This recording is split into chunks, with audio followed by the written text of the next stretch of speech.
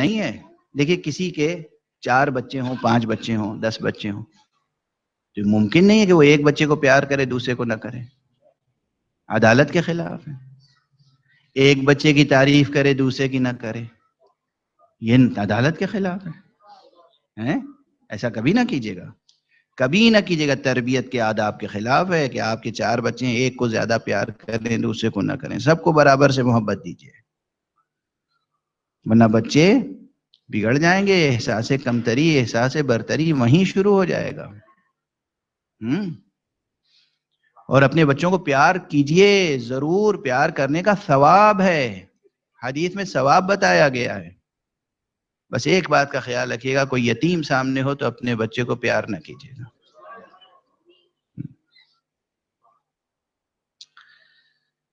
خیر